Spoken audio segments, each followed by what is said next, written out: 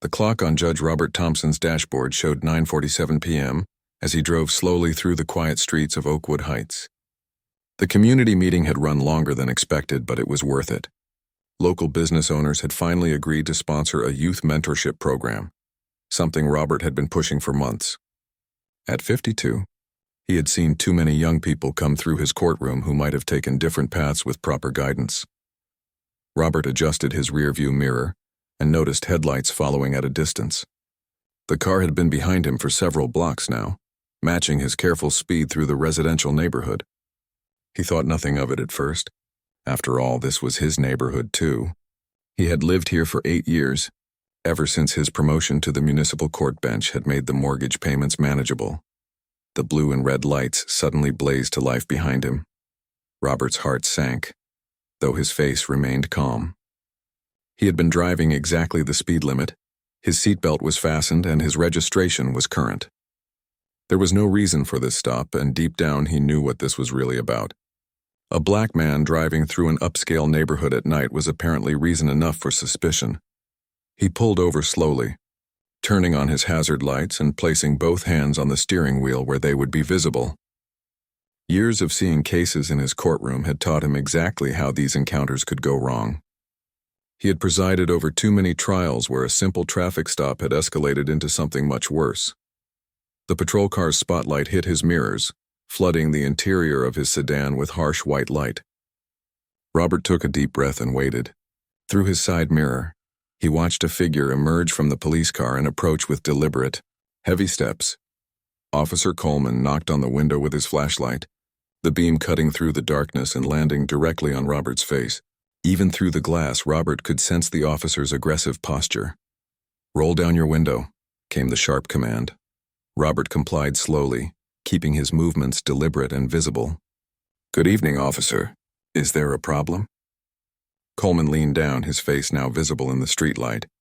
He was younger than Robert had expected, probably in his early 30s, with close-cropped blonde hair and cold blue eyes that seemed to be searching for trouble. "License and registration." "Now. May I ask why you stopped me?" Robert kept his voice level and polite, though inside he felt the familiar frustration that came with being presumed guilty of something. "Don't ask questions. Just do what I tell you to do."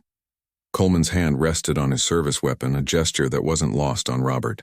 "And keep your hands where I can see them." "Of course." Robert reached slowly toward his glove compartment, narrating his movements. "I'm reaching for my registration now. My license is in my wallet in my back pocket." Coleman watched every movement with suspicious eyes. "What are you doing in this neighborhood?" "I live here, officer." "I was coming home from a community meeting at the library." "You live here?" Coleman's tone was openly skeptical. "In Oakwood Heights?" "Yes, sir. On Maple Street, about 6 blocks from here." Coleman examined the license and registration with exaggerated care, holding them up to his flashlight and comparing the photo to Robert's face multiple times. The seconds stretched into minutes. "Step out of the vehicle." Robert's stomach tightened. "Sir, may I ask what I've done wrong? I was driving the speed limit, I have my seatbelt on, and my vehicle registration is current." I said, "Step out of the vehicle. Don't make me repeat myself." Robert knew he had the right to ask why he was being detained, but he also knew that exercising those rights could quickly make this situation dangerous. He had seen too many cases where asserting constitutional rights had been treated as resistance. He opened the door slowly and stepped out, keeping his hands visible at all times. At 6 feet tall, Robert was actually slightly taller than Coleman, but he made sure to stand in a non-threatening posture. "Turn around and put your hands on the roof of the car." "Officer, I really need to understand what's happening here. I haven't committed any traffic violation that I'm aware of." Coleman stepped closer, his voice dropping to a menacing whisper. "You want to know what's happening? I'll tell you what's happening. I see someone like you driving through a neighborhood where the average house costs $500,000, and I think to myself, that doesn't look right. So I'm going to make sure you belong here." The words hit Robert like a physical blow, but he maintained his composure. He had heard similar comments before, though never from someone with a badge and a gun. "Sir, I understand you're doing your job, but I am a resident of this neighborhood. I pay taxes here, I vote here, and I have every right to drive on these streets. We'll see about that." Coleman began patting down Robert's suit jacket, searching for weapons that weren't there. What kind of work do you do? And don't lie to me. Robert hesitated for a moment. Revealing his profession this early could either diffuse the situation or make Coleman feel embarrassed and angry. He decided to start with something less specific. I work for the city government. Doing what? Maintenance? Garbage collection? There was clear disdain in Coleman's voice. I work in the court system. Coleman paused his search. Court system? What, like a clerk or something? Robert remained silent, sensing that Coleman was looking for any excuse to escalate the situation. The officer's radio crackled with routine dispatch calls, the only sound in the otherwise quiet neighborhood. I'm going to run your license again, Coleman said, stepping back toward his patrol car. You stay right there and don't even think about moving. As Coleman walked away, Robert stood alone under the streetlight, his hands still on his car roof. He thought about his daughter Lisa, who was away at law school, and how he would explain this to her. He thought about the young people he had sentenced to community service instead of jail time, hoping to give them a second chance. He thought about the community meeting he had just left, where neighbors had discussed making their area more welcoming and inclusive. Most of all, he thought about the irony of the situation. Here he was, a man who had dedicated his life to upholding the law and ensuring justice, being treated like a criminal simply because of the color of his skin. The minutes ticked by slowly. Robert could see Coleman in his patrol car, talking on his radio and typing on his computer. Whatever he was doing, it was taking far longer than a simple license check should take. Finally, Coleman returned, but his demeanor had somehow become even more hostile. Your story checks out, he said grudgingly, but I'm not done with you yet. I want to search your vehicle. Robert's jaw tightened. This was clearly going beyond any reasonable traffic stop, but he also knew that refusing could give Coleman the excuse he seemed to be looking for. Officer, I need to ask again, what exactly am I suspected of doing wrong? Coleman's face hardened at Robert's question. The officer clearly didn't like being challenged, even politely. He stepped closer, using his height and uniform to intimidate. Suspicious of doing wrong? How about driving while black in a neighborhood where you don't belong? How about looking like every other drug dealer I've arrested this month? The word stung, but Robert forced himself to remain calm. He had heard worse in his lifetime, though it never stopped hurting. What made this particularly painful was that it was coming from someone sworn to protect and serve all citizens equally. Sir, I've told you that I live in this neighborhood. I can give you my address, my home phone number, anything you need to verify that. Oh, you can give me your address? Coleman's voice dripped with sarcasm. Let me guess. You're house-sitting for some white family while they're on vacation? Or maybe you work as their gardener and they let you use the address. Robert felt his patience beginning to wear thin, but he knew that losing his temper would only make things worse. Officer, I own my home at 847 Maple Street. I've lived there for 8 years. My neighbors know me and I'm sure they would vouch for me if necessary. Coleman walked over to Robert's car and peered through the windows with his flashlight, illuminating the interior. The beam fell on Robert's briefcase in the back seat, stuffed with legal documents from the day's court sessions. There was also a coffee mug with the city court seal visible on the dashboard. What's in the briefcase? Coleman demanded. Work documents. Legal papers. Legal papers? What kind of legal papers? Coleman's tone suggested he thought Robert was lying. Court documents. Case files. The kind of paperwork that comes with working in the judicial system. Coleman circled back around to face Robert. Judicial system? You said you were a clerk. Now you're talking like you're some kind of lawyer or something. Robert realized he was at a crossroads. He could continue to be vague about his position, but Coleman's suspicion was only growing. The officer seemed determined to find something wrong, and his increasingly aggressive behavior was starting to worry Robert. I didn't say I was a clerk. You assumed that. I work for the municipal court. Doing what exactly? Coleman was now standing uncomfortably close, trying to use physical intimidation. Before Robert could answer, Coleman's radio crackled to life. Unit 47, what's your status? Coleman keyed his radio without taking his eyes off Robert. Unit 47, I've got a suspicious person stop in progress. Everything's under control, but I'm going to need back you. P for a vehicle search. Copy that, Unit 47. Unit 23 is en route to assist. Robert's heart sank. Coleman was calling for backup, which meant this situation was about to get more complicated. In his experience, once multiple officers arrived at a scene, the dynamics changed. Officers often felt pressured to support each other, even when one of them was clearly in the wrong. "Officer, I really don't understand why you need backup. I've been cooperative, I haven't resisted in any way, and I've answered all your questions honestly." "That's not for you to decide," Coleman snapped. "I determine what level of response is necessary for my safety." The irony wasn't lost on Robert. Here was an armed police officer, supposedly feeling threatened by an unarmed man in a business suit who had been nothing but polite and cooperative. They waited in tense silence for backup to arrive. Coleman kept his hand near his weapon and watched Robert's every movement. Robert, for his part, remained motionless with his hands visible, knowing that any sudden move could be misinterpreted. A few minutes later, another patrol car pulled up behind Coleman's vehicle. Two officers got out and approached the scene. Robert immediately recognized one of them. Officer Patricia Martinez had testified in his courtroom several times over the past 2 years. She was a 15-year veteran with an excellent reputation for professionalism and community relations. "What do we have here, Coleman?" asked the other officer, a heavy-set man with sergeant's stripes. "Suspicious person in the neighborhood. Claims he lives here, but something doesn't feel right about his story." Martinez approached and looked at Robert more closely. Her expression suddenly changed to one of recognition, followed quickly by confusion and then concern. "Sir," she said carefully. "Don't I know you from somewhere?" Robert met her eyes. "Yes, Officer Martinez. We've met professionally several times." Martinez looked back and forth between Robert and Coleman, clearly trying to understand what was happening. "Judge Thompson? What's going on here?" Coleman's face went white. "Judge, what do you mean, Judge?"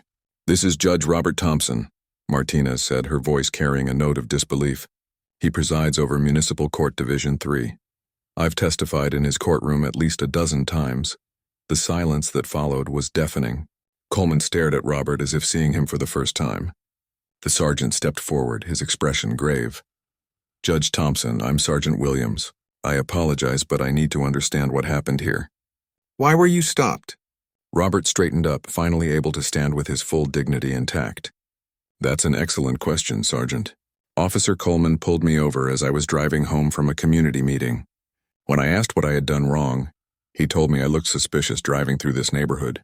He then proceeded to detain me, search me, and call for backup, all without articulating any specific violation or reasonable suspicion of criminal activity." Coleman tried to speak up. "I was just doing my job. He was driving slowly through the neighborhood late at night, and I thought—" "You thought what?" Sergeant Williams cut him off. "You thought a man driving carefully through his own neighborhood deserved to be treated like a criminal." "I didn't know he lived here," Coleman protested weakly. "Did you ask?" Martinez interjected. "Because Judge Thompson just told us he explained that to you." Robert could see the panic starting to set in on Coleman's face. The young officer was beginning to realize the magnitude of his mistake. "Your Honor," Sergeant Williams said formally, "I need to ask, do you want to file a complaint about this stop?" Robert considered the question carefully. He could hear the embarrassment in the sergeant's voice, the professional concern of a supervisor who knew his department had just crossed a serious line. "Sergeant, what I want is to understand how this happened.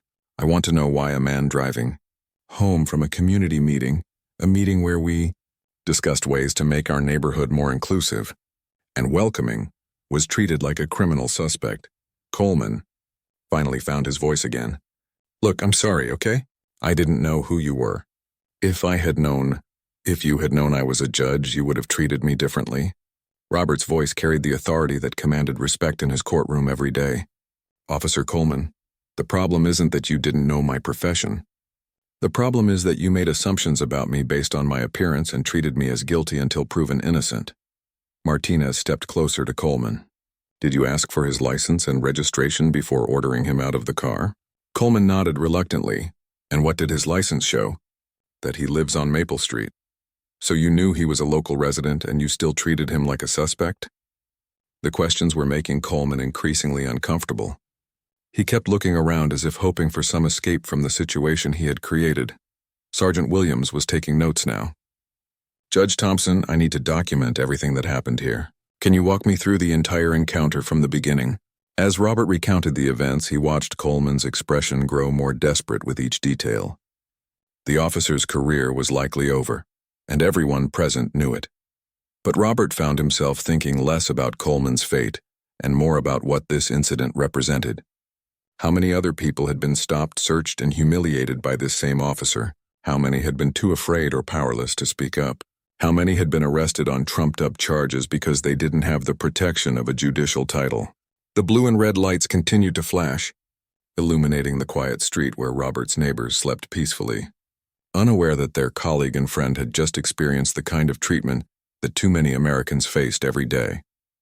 The atmosphere on Maple Street had completely shifted. What started as a routine traffic stop had become something much more serious. Sergeant Williams was now in full investigation mode, while Officer Martinez looked deeply uncomfortable with what she was witnessing from her colleague. Coleman stood off to the side, his earlier confidence completely gone. He kept glancing at his patrol car as if considering whether he could simply leave. But he knew there was no escape from what he had set in motion. Judge Thompson, Sergeant Williams continued, I need to ask about Officer Coleman's demeanor during this stop. Was he professional in his interactions with you? Robert thought carefully before answering. He knew that his words would likely determine the trajectory of Coleman's career. And despite what had happened, he didn't take that responsibility lightly. Sergeant, Officer Coleman made several comments that I found concerning. He questioned whether I belonged in this neighborhood, made assumptions about my profession, and suggested that my presence here was inherently suspicious. He also used language that I can only describe as racially charged. Coleman's face flushed red. I never used any racial slurs. I was completely professional. Professional? Martinez turned to face Coleman directly. You called for backup to search a man's car because you thought he looked suspicious driving through his own neighborhood. Look, Martinez, you weren't here. You don't understand the context. Then explain the context to me, she shot back. Explain to me what Judge Thompson did that justified this level of response. Coleman fumbled for words. He was driving slowly, looking around at houses. It was late at night. In my experience, that kind of behavior usually means someone's casing houses for burglary. Or, Robert said quietly, it means someone is driving carefully through a residential neighborhood where children play and families live. I've been driving those same streets for 8 years, Officer Coleman. I drive slowly because I care about the safety of my neighbors. Sergeant Williams was writing everything down. Officer Coleman, did you observe any actual traffic violations? Any equipment violations? Anything that would justify the initial stop? The question hung in the air. Coleman looked around desperately, but there was no good answer to give. No, sir, not exactly. But like I said, the behavior was suspicious. Suspicious to whom? Robert asked. I was driving legally in my own neighborhood, harming no one. What made my behavior suspicious other than the fact that you didn't expect to see someone who looks like me in that car on that street? The question cut to the heart of the matter, and everyone knew it. This wasn't about traffic violations or suspicious behavior. This was about assumptions and prejudice, plain and simple. Martinez stepped closer to the group. Judge, I have to ask, was your body camera recording Coleman? Coleman's expression showed that this was not a question he wanted to hear. Yes, it was recording. Good, Sergeant Williams said. That footage will be part of the investigation. Robert could see the implications sinking in for Coleman. Every word, every gesture, every moment of this encounter had been captured on video. There would be no way to spin this or minimize what had happened. Investigation? Coleman asked weakly. Officer Coleman, you just conducted what appears to be an illegal stop and detention of a sitting judge based solely on racial profiling. Did you think there wouldn't be an investigation? The reality of his situation was finally hitting Coleman fully. He had not just made a mistake. He had potentially violated someone's civil rights while being recorded by his own equipment. Robert watched the young officer's face and felt an unexpected pang of something that wasn't quite sympathy, but wasn't satisfaction either. This was a teachable moment, not just for Coleman, but for the entire department. Sergeant Williams, Robert said, I appreciate your professionalism in handling this situation, but I want you to understand something important. This isn't just about me being a judge. Every citizen deserves to be treated with the respect and dignity that was missing from Officer Coleman's approach tonight. Absolutely, Your Honor. And I want to assure you that this incident will be thoroughly investigated. I hope it will be. But more than that, I hope it will be a catalyst for some serious discussions about training, accountability, and community relations. Martinez nodded in agreement. Judge, I've worked with you in court and I've seen how fairly you treat everyone who comes before you. Officers, defendants, attorneys. Everyone gets the same level of respect from your bench. I wish more of my colleagues understood that the same principle should apply to our work on the street. Coleman tried one more time to defend his actions. Look, I'm sorry this got out of hand. I was just trying to keep the neighborhood safe. There have been some break-ins lately and I was being extra cautious. Extra cautious? Robert's voice carried the same tone he used in court when dealing with weak excuses. Officer Coleman, being cautious means being alert and aware. What you did was make assumptions based on stereotypes. Those are not the same thing. Sergeant Williams closed his notebook. Judge Thompson, what would you like to see happen as a result of this incident? It was a fair question, and one that Robert had been thinking about since the moment Martinez recognized him. He could demand Coleman's immediate termination. He could file federal civil rights charges. He could make this a public scandal that would embarrass the entire police department. But Robert had spent 20 years in the legal system, and he knew that real change rarely came from punishment alone. It came from education, dialogue, and systematic reform. Sergeant, I want this to be a learning experience, not just for Officer Coleman, but for your entire department. I want to see real training on implicit bias, community relations, and constitutional rights. I want officers to understand that everyone they encounter is someone's father, mother, son, or daughter, and deserves to be treated accordingly. Coleman looked surprised. He had clearly expected much harsher consequences. However, Robert continued, I also want to see accountability. Officer Coleman's behavior tonight was unacceptable, and there need to be consequences that reflect the seriousness of what happened here. Martinez was nodding along. Judge, would you be willing to speak to our training academy? I think the recruits need to hear about this from your perspective. I'd be honored to do that, Officer Martinez, and I'd like to invite officers to observe court proceedings as well. I think it's important for law enforcement to see the entire justice system in action, not just the arrest phase. Sergeant Williams looked at Coleman, who was standing silently, finally understanding the gravity of his actions. Officer Coleman, you're going to be placed on administrative leave pending a full investigation. Your body camera footage will be reviewed, and you'll be required to participate in additional training regardless of the outcome of that investigation. Coleman nodded. Looking defeated, Robert turned to address Coleman directly. Officer, I want you to understand something. I don't take any pleasure in seeing your career in jeopardy, but I want you to think about something tonight. I was able to stand here and assert my rights because I'm a judge and these officers know me. But what about all the people who don't have that protection? What about the teenagers, the working people, the elderly citizens who get stopped and don't have the power to push back against unfair treatment? Coleman met Robert's eyes for the first time since learning his identity. I never thought about it that way. That's exactly the problem, Robert said. You never thought about it. And until officers start thinking about the real impact of their actions on real people, we're going to keep having incidents like this. The street had grown quiet except for the occasional radio chatter from the patrol cars. Robert looked around at his neighborhood, thinking about how this place had always represented safety and success to him. Tonight it had become the scene of an encounter that reminded him that some things about America still hadn't changed enough. But as he looked at Martinez and Sergeant Williams, and even at the chastened Coleman, he felt a glimmer of hope. This incident could have gone very differently. It could have ended with him in handcuffs or worse. Instead, it was ending with dialogue, accountability, and the possibility of real change. The conversation was far from over, but at least it had finally begun. The next morning, Robert arrived at the courthouse to find Police Chief Rebecca Davis waiting in his chambers. Her expression was serious, and she had clearly lost sleep over the events of the previous evening. Judge Thompson, I want to personally apologize for what happened to you last night. There is no excuse for Officer Coleman's behavior, and I want to assure you that we're taking this matter very seriously. Robert poured 2 cups of coffee and offered one to the chief.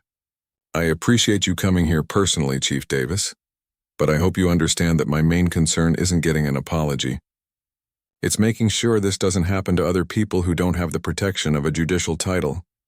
Chief Davis accepted the coffee gratefully. That's exactly what I want to discuss with you. I've been up most of the night reviewing Coleman's body camera footage and his personnel file. What I found isn't pretty. She opened a folder and spread several documents on Robert's desk. Coleman has had 5 complaints filed against him in the past 18 months. All of them involved allegations of racial profiling or excessive use of authority. Internal affairs cleared him each time, but looking at the pattern now, I think we missed some warning signs. Robert examined the complaints. The names were different, but the stories were remarkably similar to his own experience. A young black college student stopped while jogging through a neighborhood. A Hispanic businessman questioned outside his own office building. An elderly black woman detained while walking her dog in a park. 5 complaints, Robert said quietly. And he was still on patrol duty? That's part of what we need to fix.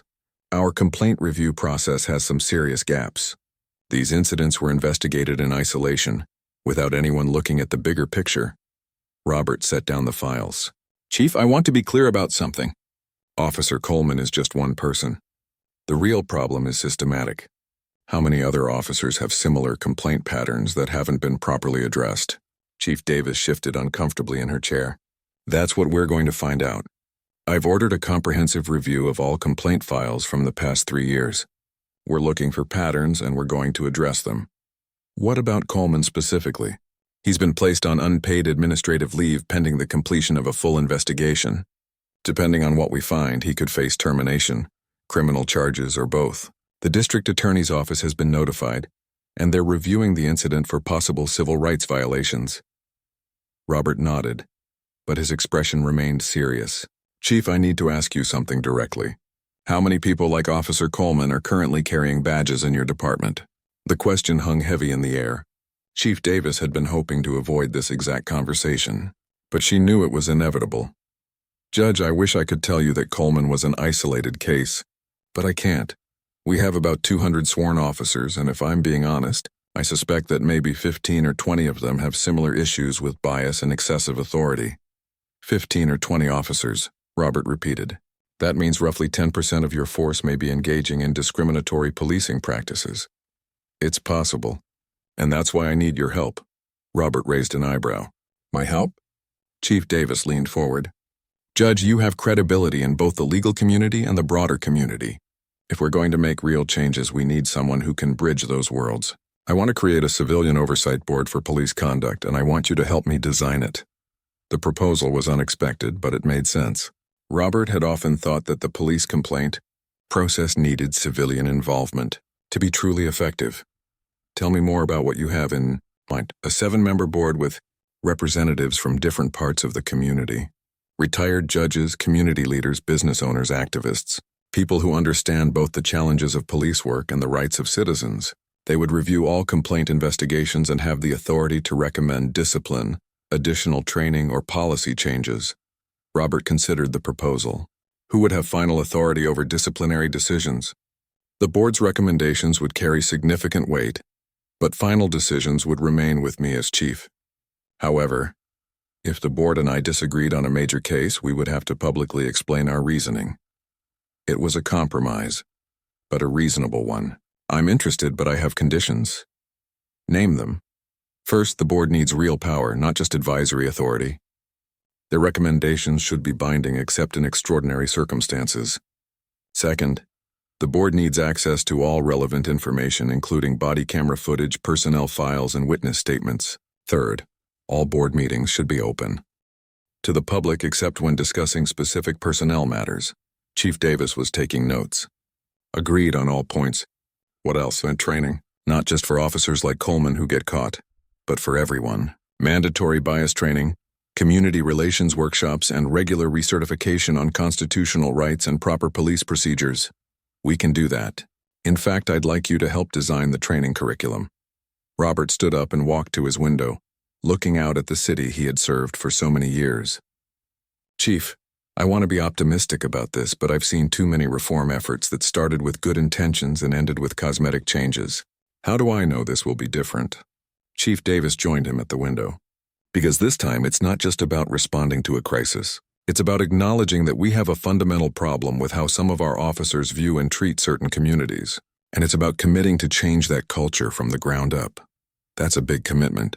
Are you prepared for the pushback you're going to get from the police union? From officers who think the current system works just fine? Judge, I've been a cop for 22 years. I know there are good officers who are going to support these changes because they're tired of being associated with officers like Coleman. But you're right, there will be resistance. Some officers are going to see this as an attack on police authority. Robert turned back to face her. Then we need to frame this correctly from the beginning. This isn't about attacking police authority. It's about restoring public trust so that police can do their jobs effectively. Exactly. And that message needs to come from both of us together. A knock at the door interrupted their conversation. Robert's assistant entered with a concerned expression. Judge Thompson, I'm sorry to interrupt, but there are reporters outside asking about an incident last night. They're saying something about you being stopped by police. Robert and Chief Davis exchanged glances.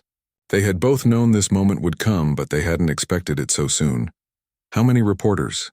Robert asked. 3 news crews and several print journalists. They seem to have information about what happened. Chief Davis stood up. Judge, we need to get ahead of this story. If we don't control the narrative, others will control it for us. Robert agreed. Let's hold a joint press conference this afternoon. We can announce the investigation into Officer Coleman and the new oversight board at the same time. Show that we're not just reacting to this incident, but using it as a catalyst for positive change. Are you sure you want to go public with your experience? Robert thought about all the complaints in Coleman's file, about all the people who had been treated unfairly but didn't have the platform to speak up. Chief, if I don't talk about this, it becomes just another complaint that gets buried in a personnel file. If I do talk about it, it becomes an opportunity to start a conversation that's long overdue. Chief Davis nodded. Then let's go talk to those reporters. As they prepared to face the media, Robert reflected on how much had changed in just 12 hours.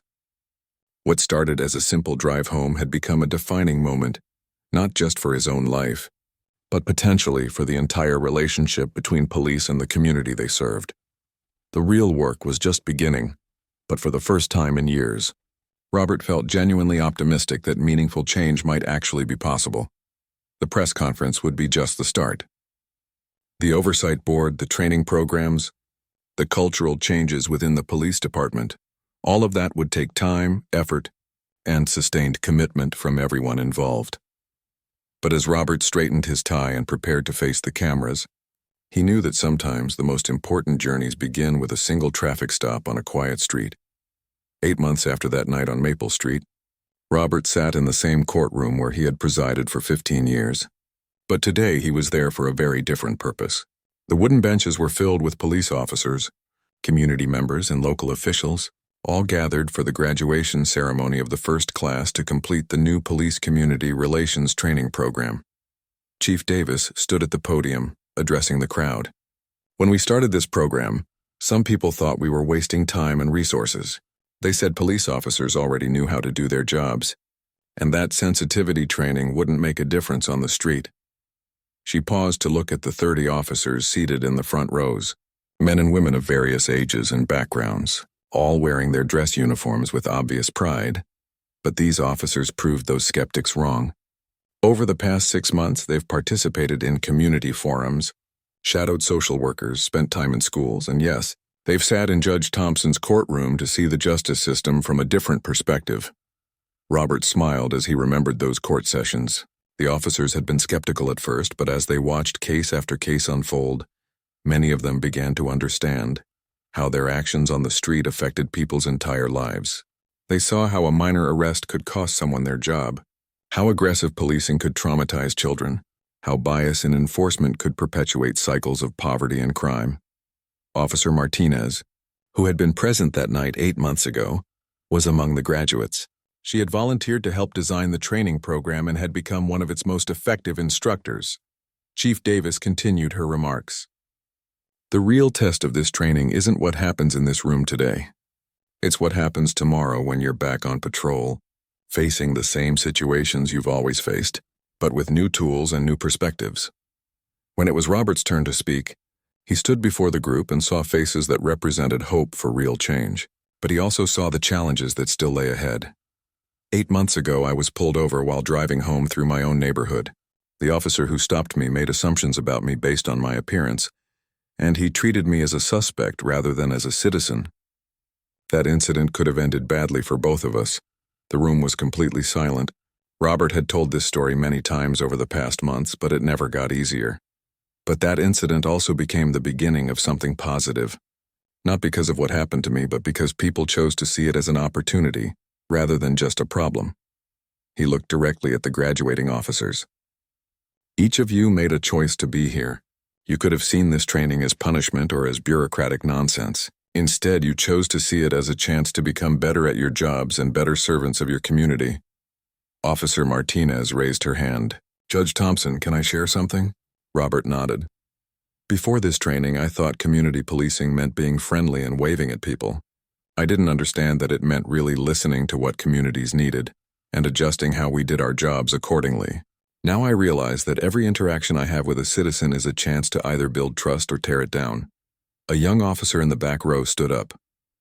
Judge, I have to admit something. When I first heard about Officer Coleman's situation, I thought he just got unlucky. I thought, there but for the grace of God go I. But after going through this training, I realized that luck had nothing to do with it. Coleman made choices, and those choices had consequences. Robert appreciated the honesty. Officer, what do you think you'll do differently now?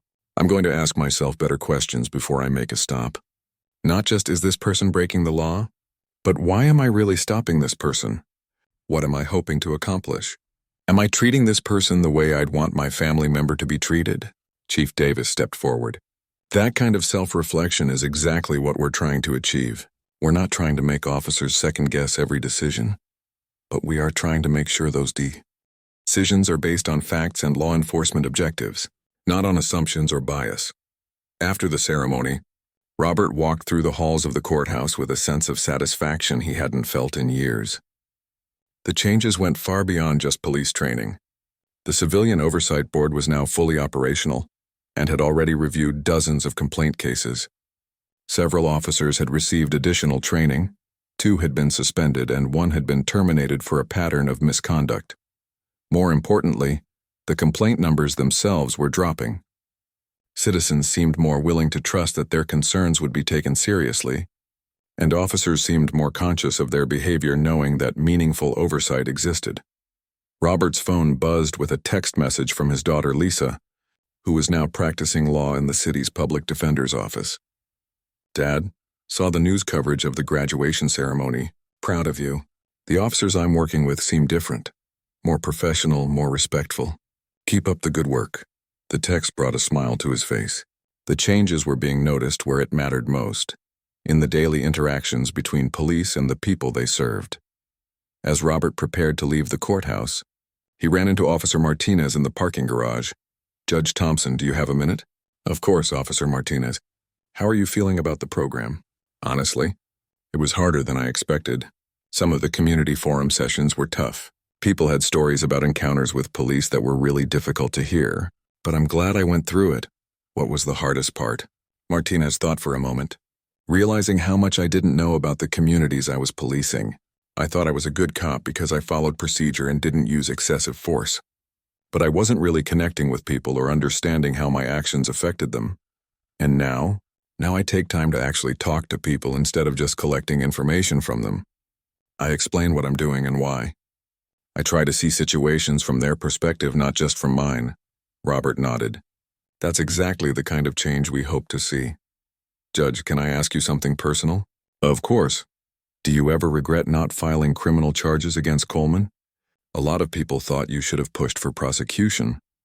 Robert had been asked this question many times over the past months. Officer Martinez, I think about that decision often. Coleman lost his job, and that was appropriate. But I don't think sending him to prison would have changed anything systemically. What we've built instead, the training, the oversight, the community connections, those things will prevent future Coleman incidents. Do you think he learned anything from what happened? I hope so. I know he's working as a security guard now, and from what I hear, he's been reflective about his experience.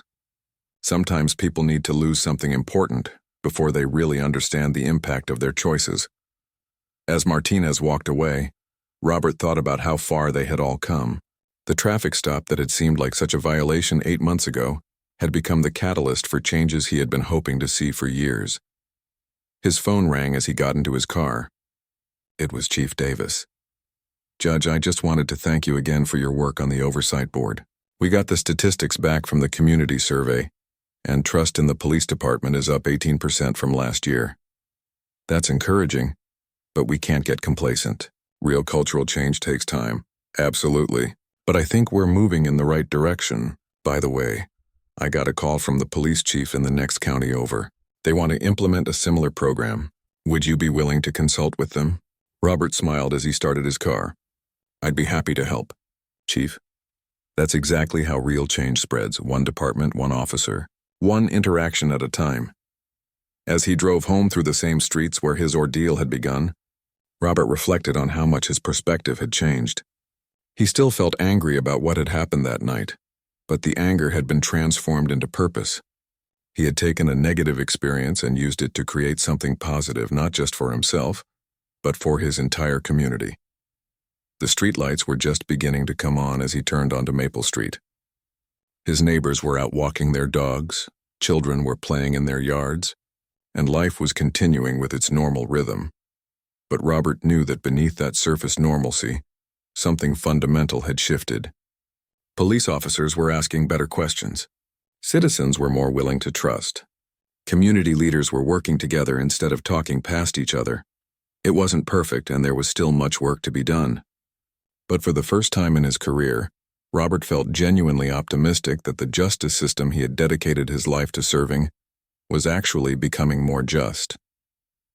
As he pulled into his driveway, Robert thought about the young officers who had graduated that day, and about all the interactions they would have with citizens in the months and years to come. Each of those interactions would be a chance to prove that the training had made a difference, that people really could change, and that justice was possible for everyone. The transformation that had begun with flashing blue lights on a quiet street was far from over, but it had become something much bigger than anyone could have imagined that night.